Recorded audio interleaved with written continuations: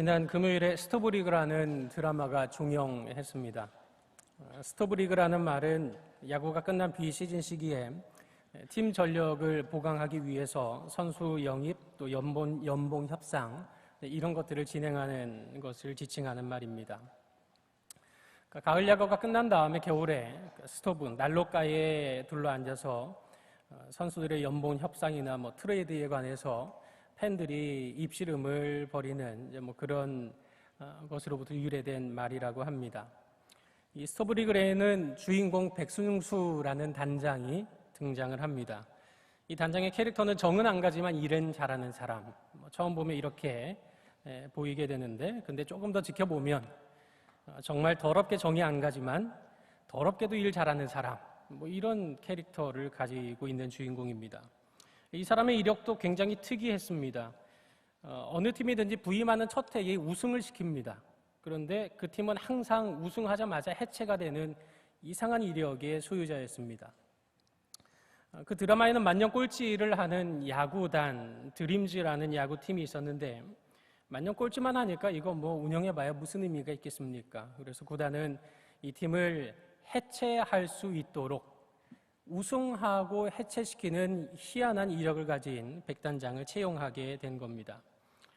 구단은 만년 꼴찌팀이 우승할 리는 없기 때문에 단지 해체를 목적으로 단장을 채용했는데, 이 백단장은 희한하게도 어차피 해체될 팀임에도 불구하고 무수한 잡음을 일으키면서까지 우승을 위한 스토브리그를 이어가는 내용입니다. 이런 백단장의 행보에 구단의 임원을 비롯해서 여러 직원들 또 선수들 여러 가지로 저항하고 끊임없이 압력이 들어오게 되지만, 그럼에도 불구하고 이 백단장은 조금의 흔들림도 없이 자기의 길을 뚜벅뚜벅 걸어가게 됩니다. 설상가상의 어려움과 외압에도 불구하고 흔들림 없이 자기 길을 갈 수 있었던 이유가 무엇이겠습니까? 그것은 그가 추구하는 명백한 핵심 가치가 있었기 때문이었습니다. 그가 가지고 있는 핵심 가치, 나는 먼저 우승을 시켜야 된다 하는 이 한 가지였습니다. 핵심 가치라고 하는 게 무엇입니까? 어떤 것과도 타협할 수 없는, 반드시 지켜야만 하는 본질적이고 지속적인 기준이 곧 핵심 가치입니다. 따라서 이 핵심 가치라고 하는 것은 삶의 방향을 제시하고 삶의 열정을 불러일으키고 또 행동력을 강화시켜주는 이런 기능을 가지고 있습니다. 오늘 본문에 등장하는 느헤미야는 우리가 익히 잘 알고 있는 바 불과 52일 만에 예루살렘의 성벽 재건을 이룬 사람이었습니다. 말로 다 할 수 없는 방해 공작에도 불구하고 모두의 예상을 깨고 그는 꿋꿋하게 성벽 재건을 일궈냈던 사람입니다. 흔들림 없이 역사의 길이 남을 이 위대한 과업을 불과 52일 만에 일궈냈던 느헤미야, 그에게서 발견할 수 있는 핵심 가치는 무엇입니까? 이제 졸업을 하고 새로운 학년으로 또 새로운 삶으로 진급하는 우리 모두가 그리스도를 위한 학생답게 흔들림 없는 믿음의 삶을 위해서 반드시 붙들어야 할 핵심 가치는 무엇이겠습니까? 먼저 첫 번째로 성공 추구가 아닌 하나님 나라의 가치를 추구해야 합니다. 느헤미야가 살았던 시대의 역사적인 배경은 이렇습니다. 주전 586년경에 유다 강국은 강대국 바빌론에 의해서 멸망을 당하게 됩니다. 그 후에 다 포로지로 끌려갔다가 하나님의 약속을 따라서 주전 536년 즈음에 스룹바벨이라고 하는 지도자를 중심으로 고향 예루살렘으로 약 5만 명 정도가 귀환을 하게 됩니다. 이들은 우여곡절 끝에 폐허가 된 예루살렘에서 무너진 성전을 재건하는 데에는 성공을 하게 됩니다. 그 후 주전 458년 에스라를 중심으로 해서 2차 예루살렘으로의 귀환이 이루어지게 됩니다. 하지만 예루살렘의 형편은 말이 아니었습니다. 영적으로는 하나님의 말씀을 이미 다 잃어버린 지 오래여서 우상을 섬기는 민족들과 혼인하고 타락하고 부패한 삶을 살고 있었습니다. 또한 성벽이 없었던 그 예루살렘은 외부인의 침입에 한없이 무기력하게만 했던 난장판 그 자체였던 것입니다. 그 실상이 오늘 본문 2절과 3절에 기록되어 있는데, 우리 다 같이 2절과 3절을 함께 한 목소리로 합독하겠습니다. 내 형제들 가운데 하나인 하나니가 두어 사람과 함께 유다에서 내게 이르렀기로 내가 그 사로잡힘을 면하고 남아있는 유다와 예루살렘 사람들의 형편을 물은즉 그들이 내게 이르되 사로잡힘을 면하고 남아있는 자들이 그 지방 거기에서 큰 환난을 당하고 능욕을 받으며 예루살렘 성은 허물어지고 성문들은 불탔다 하는지라. 당시의 정상적인 성읍, 다시 말해서 성벽을 갖춘 성읍은 굉장히 그 성문이 중요한 역할을 했습니다. 성문이 모든 사람들의 입출입을 관장하는 곳이기 때문에 그곳에서 도시의 여러 가지 업무들이나 또 재판건들이 처리되는 장소가 바로 성문이었습니다. 뿐만 아니라 이 성벽 그리고 성문은 성의 보안과 안전에 직결되는 기능을 담당했습니다.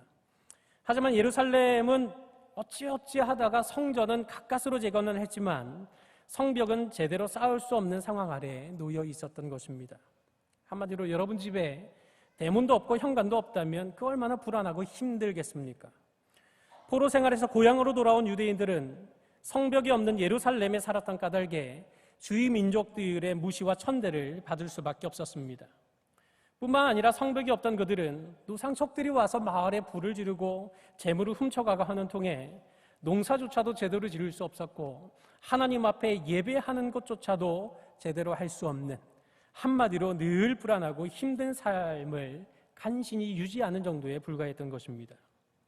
이처럼 처참하기 그지없는 유다와 예루살렘의 형편, 그 누구도 관심을 갖지 않았던 바로 그곳의 형편에 대해서 관심을 가진 사람이 누구였습니까?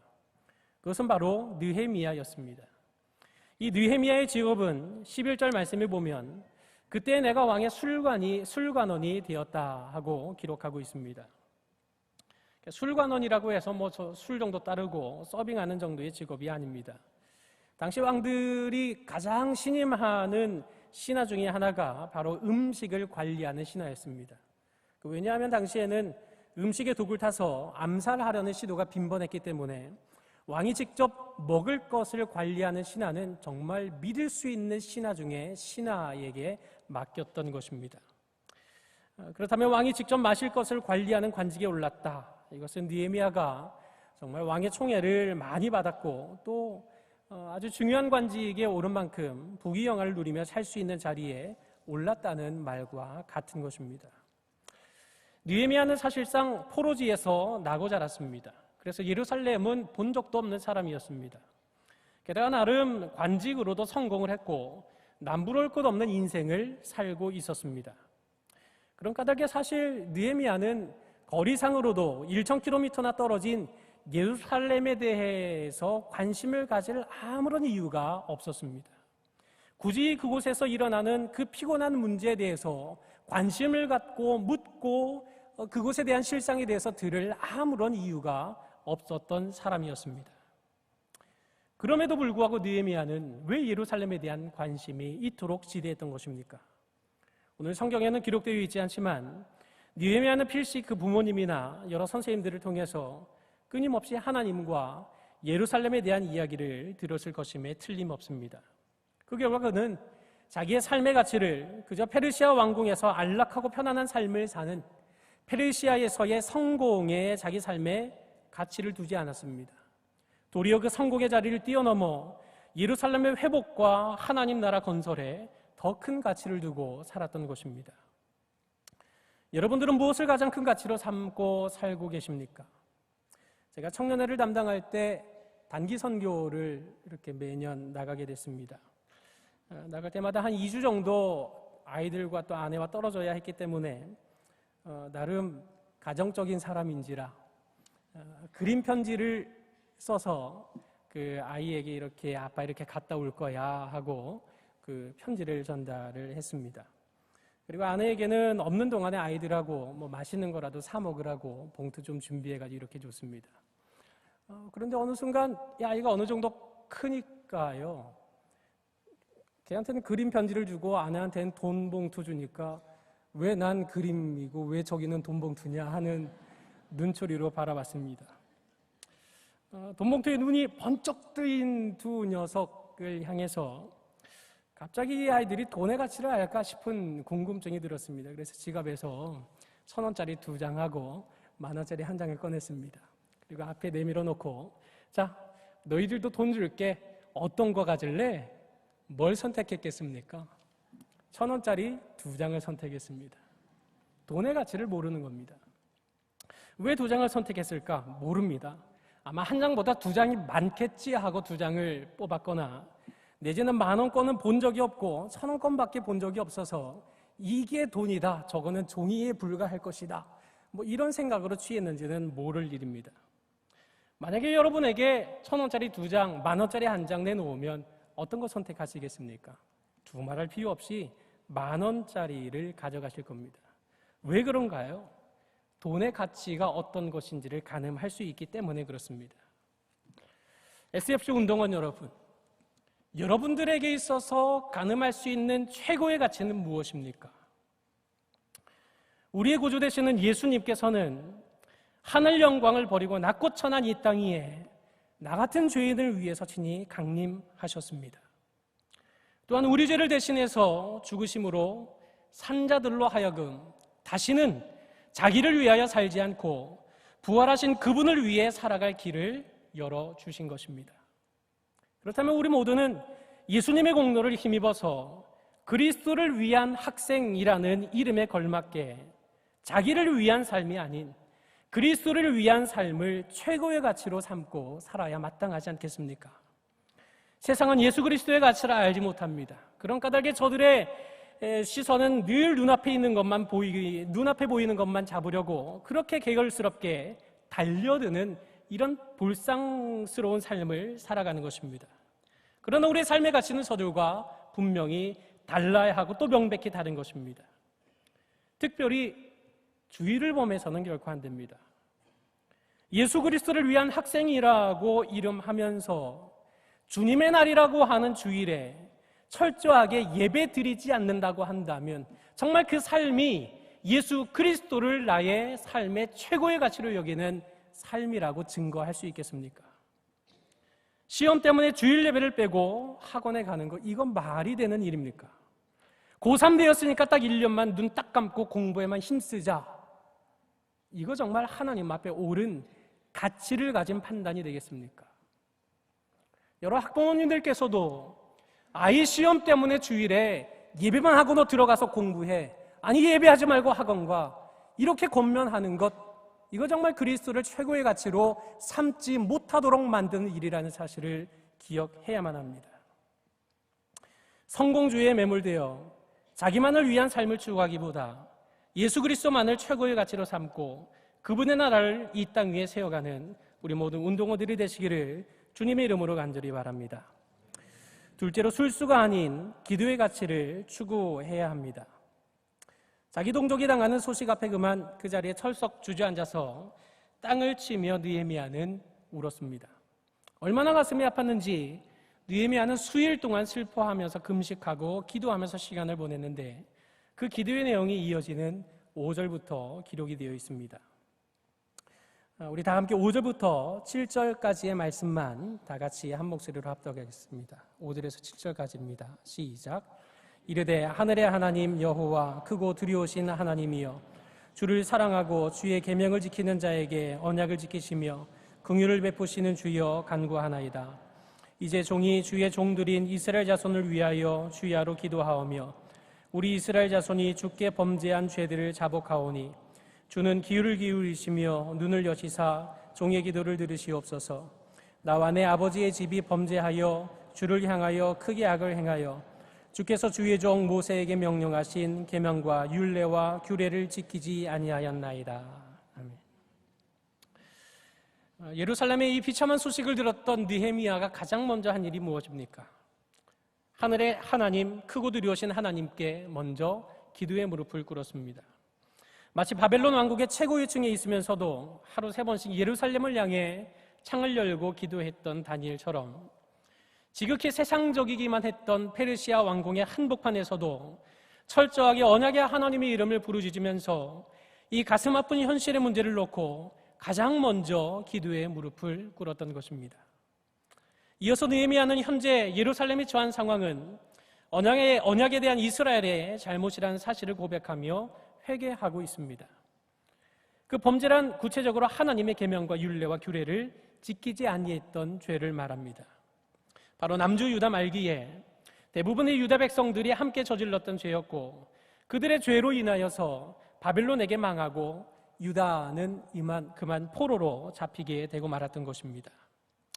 느헤미야는 이 일에 대해서 나와 내 아버지의 집이 범죄하여라고 6절 하반절에 말하고 있습니다. 마치 자신이 범죄한 것처럼 회개하고 있습니다. 하지만 앞서 말씀드린 대로 느헤미야는 포로지에서 나고 자란 사람이었습니다. 실제로 유다가 망할 당시에 느헤미야는 바로 그 장소에 있지 않았습니다. 그러니 그런 말씀 불순종의 범죄에 함께 가담할 기회도 없었고, 당연히 유다가 망하게 책임도 그에게 있을 리가 전혀 없었던 것입니다. 그런데도 느헤미야는 나와 내 아버지의 집이 범죄했다고 하나님 앞에 회개하고 있었던 것입니다. 그럼 지금 느헤미야가 속된 말로 오버하고 있는 것입니까? 결국 그렇지 않습니다. 나와 우리의 경계를 허물고 한 진체된 동족의 범죄를 내 죄로 간주하고 행하는 이 기도는 그야말로 진실한 마음으로 올리는 책임 있는 기도 그 자체임을 증거하고 있는 것입니다. 느헤미야는 마침내 언약의 하나님 앞에 형통을 구하면서 11절에 이 사람 앞에서 은혜를 입게 하옵소서라고 간구하고 있습니다. 이 사람은 과연 누구이겠습니까? 곽주연 운동원 오늘 할렐루야 찬양대 솔리스트 아주 잘 들었습니다. 혹시 오늘 본문에서 말하는 이 사람 앞에서 은혜를 입게 하옵소서라고 했는데 이 사람이 누구를 말하는 거겠습니까? 크게 통했습니다. 아닥사스다 왕을 말하는 겁니다.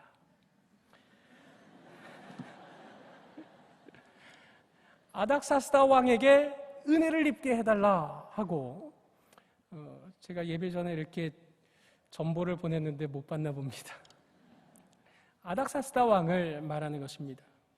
그러면 왜 이 느헤미야는 하나님 은혜를 주십시오라고 구하지 않았고 아닥사스다 왕 앞에서 은혜를 입게 해달라고 구한 것이겠습니까? 전제주의 군주 아래에서 느헤미야는 그 왕의 허락 없이는 예루살렘을 위해서 할 수 있는 게 극히 제한적이었습니다. 성벽 재건하고 싶지만 그 일을 아닥사스다 왕이 허락하지 않는 한 느헤미야는 정말 일도 할 수가 없었던 것입니다. 그런 까닭에 느헤미야의 기도의 목표는 분명했습니다. 바로 저 아닥사스다 왕의 마음을 움직이는 그것이었습니다. 느헤미야는 이 문제를 사람의 시각이 아니라 철저하게 하나님의 시각으로 바라보면서 사람의 방법이 아니라 하나님의 방법으로 해결하고자 무엇보다도 먼저 하나님 앞에 금식하며 기도의 무릎을 꿇고 하나님께서 그 아닥사스다 왕의 마음을 움직여 주시기를 먼저 하나님 앞에 기도했던 것입니다. 느헤미야서는 총 13장, 13장입니다. 이 13장 중에 느헤미야가 기도하는 장면이 몇 차례 기록되어 있는지 아십니까? 무려 12번이나 느헤미야의 기도가 등장합니다. 이 느헤미야 13장의 가장 마지막 절도 보면 내 하나님이여 나를 기억하사 복을 주옵소서라고 기도로 마무리를 하고 있습니다. 느헤미야는 하나님께 기도하는 것이 어떤 가치가 있는지를 알았기 때문에 성벽을 재건하는 시작부터 과정과 마무리까지 모든 과정마다 철저하게 먼저 하나님 앞에 기도의 무릎을 꿇고 나아갔던 것입니다. 그런데 만약 느헤미야가 이렇게 기도하지 않았다고 한다면 어떻게 될 것 같습니까? 하나님께서는 느헤미야가 기도하지 않았다면 예루살렘의 성벽 세우는 일을 진행하지 않으셨겠습니까?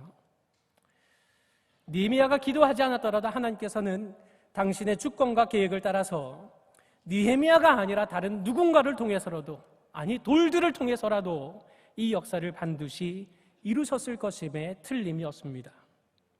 사실 하나님은 기도를 통해서 우리들로부터 어떤 정보를 얻으셔야 하는 분이 아닙니다. 왜냐하면 하나님은 이미 완전하게 전지하신 분이시기 때문에 우리가 기도로 구하지 않아도 이미 우리가 구할 것을 다 알고 계시는 분이시기 때문입니다. 그렇다면 우리는 도대체 왜 기도해야 하는 것이겠습니까? 기도는 하나님을 향해 우리가 마땅히 해야 할 의존이기 때문에 그렇습니다. 다시 말해서 크고 위대하신 하나님을 고백하는 가운데 우리의 부족과 나약함을 겸손히 인정하고 하나님의 자비와 하나님의 긍휼과 하나님의 은혜를 받기 위해서 우리는 기도해야 하는 것입니다. 느헤미야, 그는 기도를 통하여 하나님의 은혜를 받아서 이처럼 놀라운 52일 만에 예루살렘 성벽을 다 완공하고 마는 이 놀라운 하나님의 계획과 역사에 쓰임받는 주인공이 될 수 있었던 것입니다. 마찬가지로 하나님께서는 오늘도 당신의 놀라운 구원 역사를 위해서 믿음으로 기도의 무릎을 꿇는 자를 찾고 계시고 그를 붙잡아 사용하신다는 사실을 우리는 기억해야 하는 것입니다. 여러분들이 늘 SFC 강령에서 외치는 그대로 개혁주의 신앙의 대한교회 건설과 국가와 학원의 복음화를 진심으로 꿈꾸고 있습니까? 그렇다면 학교 교실에 도착할 때마다 오늘도 학원 복음화를 이루어 가실 하나님께 은혜를 간절히 구하는 기도부터 할 줄 알아야 하는 것입니다.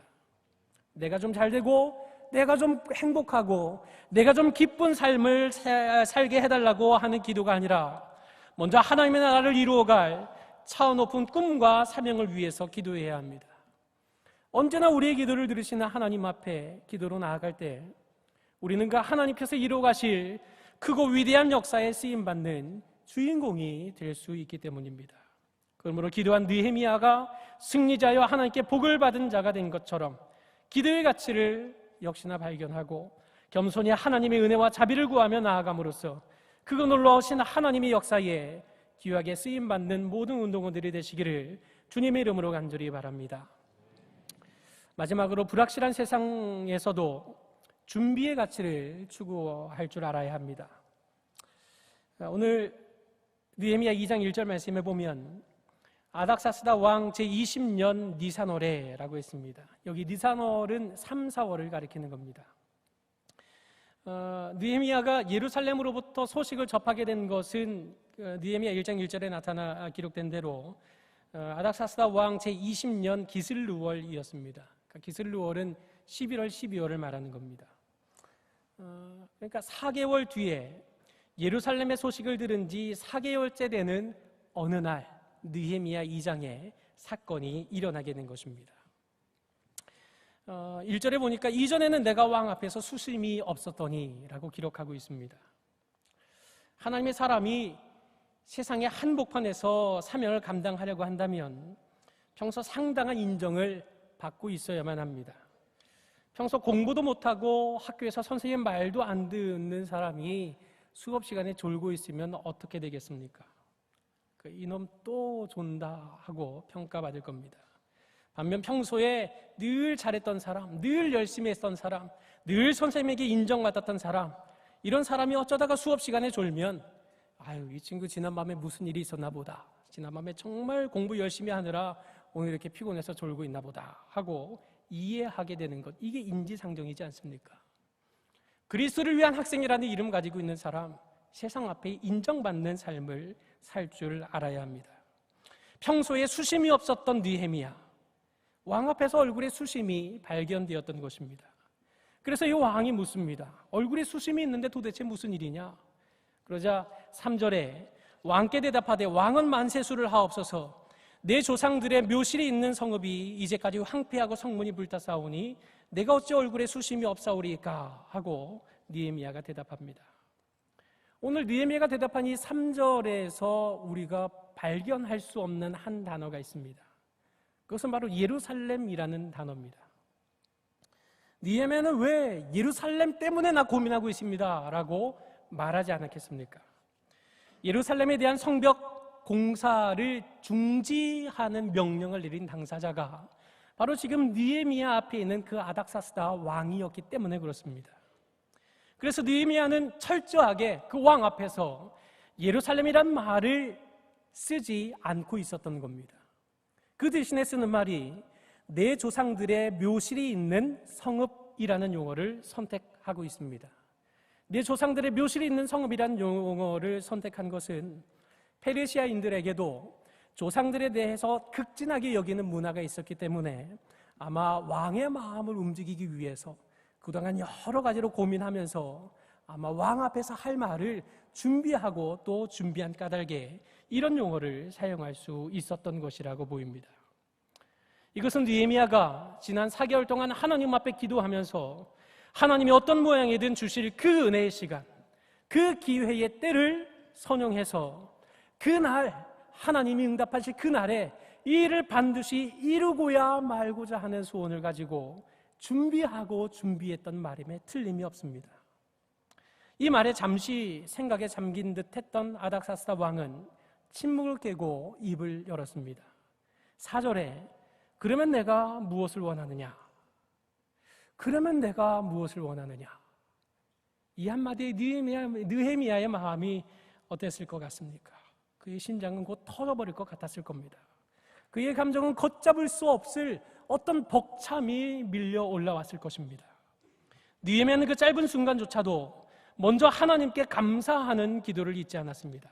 내가 곧 하늘의 하나님께 묵도하고 지난 4개월 동안 꽉 붙잡고 기도했던 그 제목이 응답되는 이 귀한 장면에 하나님 앞에 먼저 감사 기도하는 것을 잊지 않았던 것입니다.